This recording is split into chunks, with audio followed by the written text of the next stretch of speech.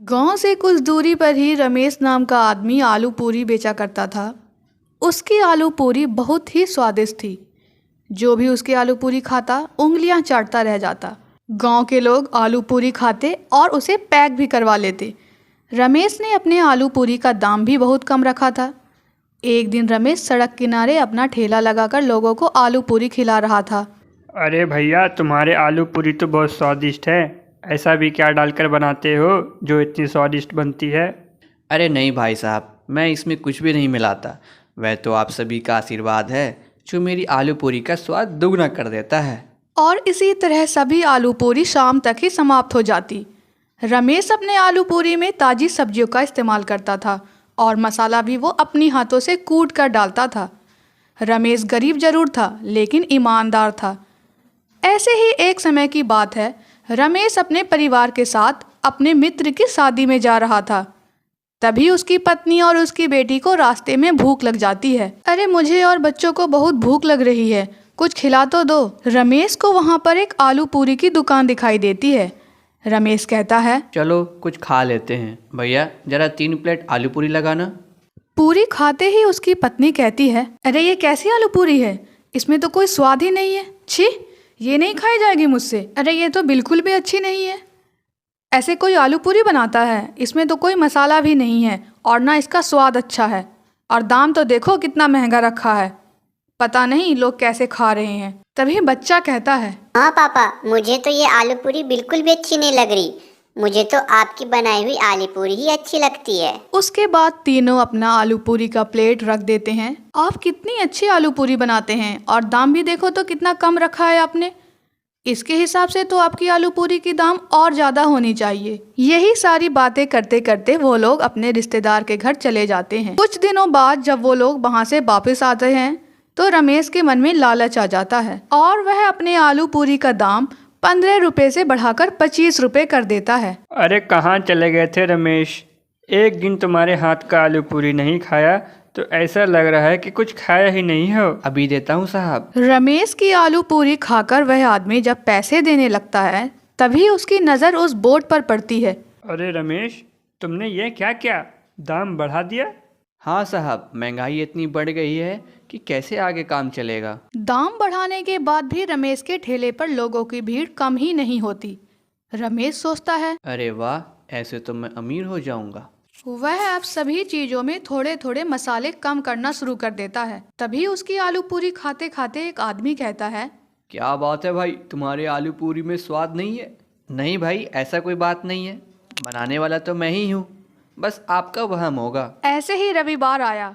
रविवार को जब लोग उसके ठेले पर आलू पूरी खा रहे थे तभी एक आदमी कहता है, अरे रमेश, तुमने कैसी पूरी बनाई है? इसमें तो पहले जैसा स्वाद ही नहीं है। तभी दूसरा आदमी भी कहता है, रमेश, तुम्हारे आलू पूरी में तो स्वाद ही नहीं है और तुमने और महंगा भी इतना कर दिया है। बाजार में साग सब्जी ही इतनी महंगी आ रही है तो मैं क्या करूं साहब। फिर वह लोग रमेश की आलू पूरी छोड़कर सामने ठेले पर कचौड़ी खाने चले जाते हैं। यह देखकर भी रमेश को अकल नहीं आती और वह वैसे ही आलू पूरी बनाता है।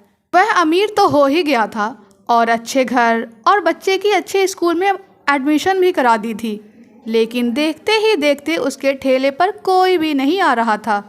क्या बात है, आज कोई आलू पूरी खाने नहीं आ रहा है? तभी रमेश देखता है कि जो लोग उसके ठेले पर आलू पूरी खाने आते थे अब वो लोग सामने ठेले पर कचौड़ी खा रहे होते हैं। तभी एक आदमी कहता है, वाह भाई वाह, क्या स्वाद है कचौड़ी में। ऐसी कचौड़ी तो आज तक मैंने नहीं खाई। खा के मज़ा ही आ गया। रमेश के सारे ग्राहक उस कचौड़ी के ठेले पर पहुंच जाते हैं। ज़्यादा लालच की वजह से रमेश अपना ही नुकसान कर बैठता है और नीचे बैठकर रोना शुरू कर देता है और कहता है, हे ऊपर वाले, मेरी लालच की वजह से मेरा सारा ग्राहक चला गया। मैं जो पैसे कमा रहा था वह भी नहीं कमा सकता। फिर वह सोचता है कि अब वह ईमानदारी के साथ ही आलू पूरी बेचेगा और कभी भी मिलावट का सामान इस्तेमाल नहीं करेगा। जानवी एक गरीब महिला थी। वह पनीर के पराठे बनाकर बेचती थी। एक दिन वह अपना ठेला लेकर घर आ रही थी। घर पहुंचते ही उसका बेटा सौरभ उससे कहता है, माँ, कितने पैसे कमाए हैं तुमने? कुछ पैसे मुझे दे दो, मुझे अपने दोस्तों के साथ घूमने जाना है। बेटा, अभी तो मैंने तुझे पैसे दिए थे। माँ, तुम जानती हो ना कितनी महंगाई हो गई है। वैसे भी तेरा इकलौता लड़का हूँ। कल ये पैसे तेरे ही काम आएंगे बेटा। मुझे तेरी शादी के लिए भी पैसे रखने हैं। वैसा मुझे नहीं पता। आपने वैसे भी मेरी बेइज्जती मेरे दोस्तों के सामने करा रखी है। आपको पता है वह सभी लोग मुझे क्या कह कर बुलाते हैं? गरीब पनीर वाले का बेटा कहकर चिढ़ाते हैं। बेचारी जानवी रोते हुए चुपचाप कुछ पैसे निकालकर उसे दे देती है और वह पैसे लेकर सौरभ वहां से चला जाता है। फिर वह ऊपर वाले से कहती है, ये तूने मुझ पे कैसा अत्याचार किया है? पहले मेरे पति को मुझसे छीन लिया, फिर मुझे गरीबी की मार दिया और अब मेरे बेटे को मेरे कामों पर शर्मिंदगी महसूस हो रही है। ऐसे ही वक्त गुजर जाता है।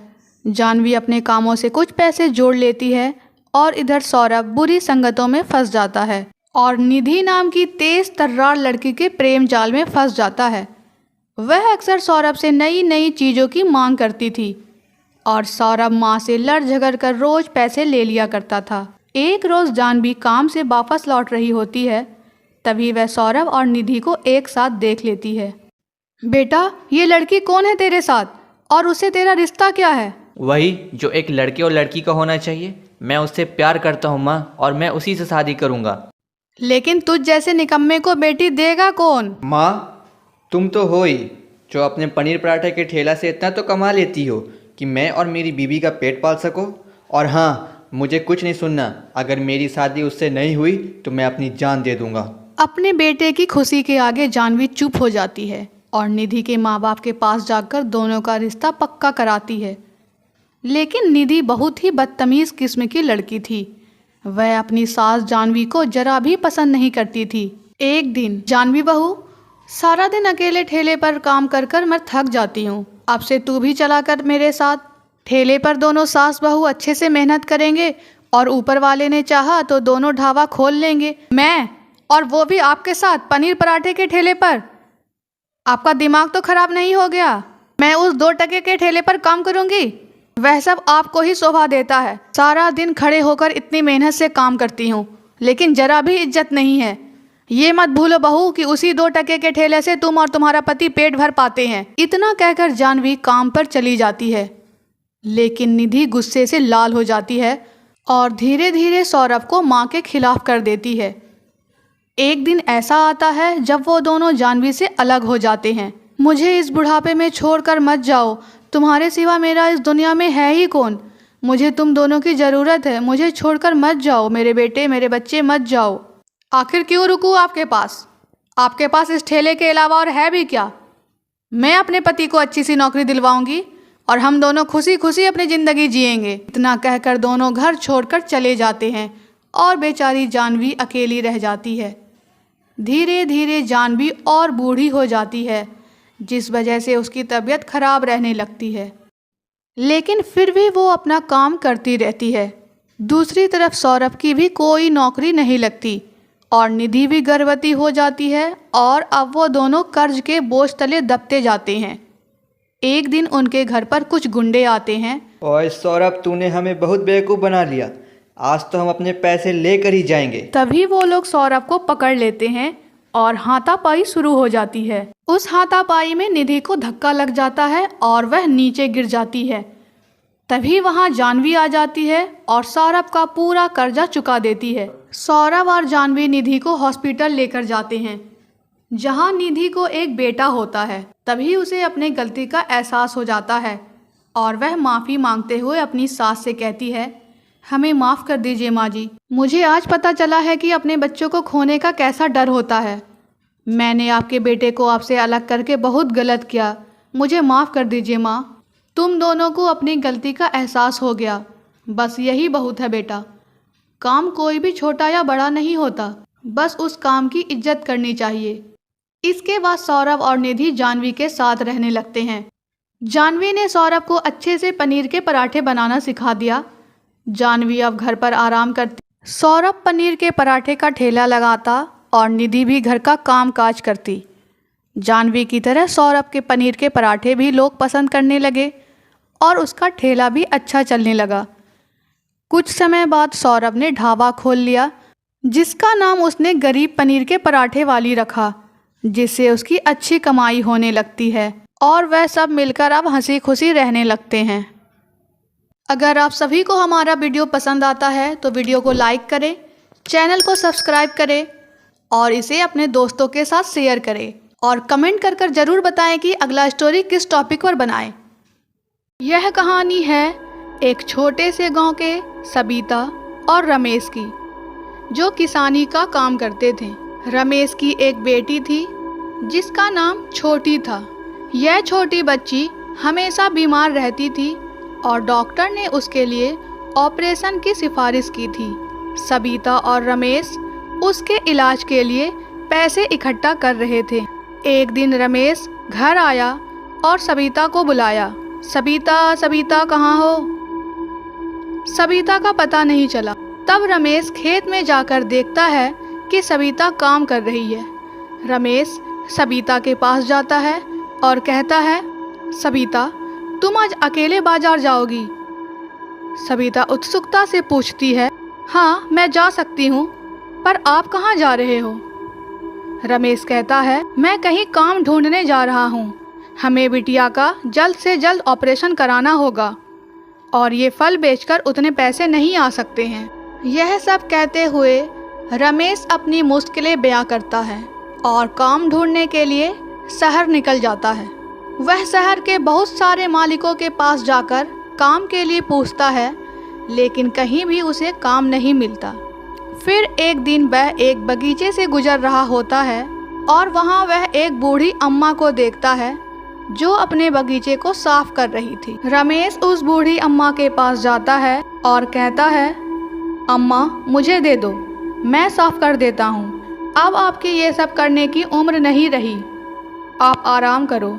रमेश बगीचे को साफ करता है और खराब पौधों को उखाड़कर नए पौधे लगा देता है। काम होने के बाद रमेश कहता है, ठीक है अम्मा, अब मैं चलता हूँ। बूढ़ी अम्मा कहती है, बेटा क्या तुम काम ढूंढ रहे हो?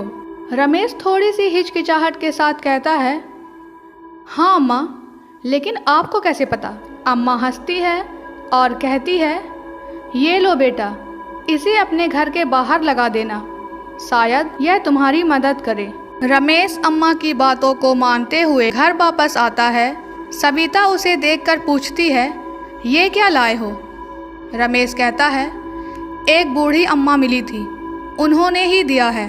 सबिता उसमें पानी डालती है, तभी चमत्कार होता है। वह पेड़ अचानक से बड़ा हो जाता है और उसमें नींबू आने शुरू हो जाते हैं। रमेश और सबिता चौंक जाते हैं।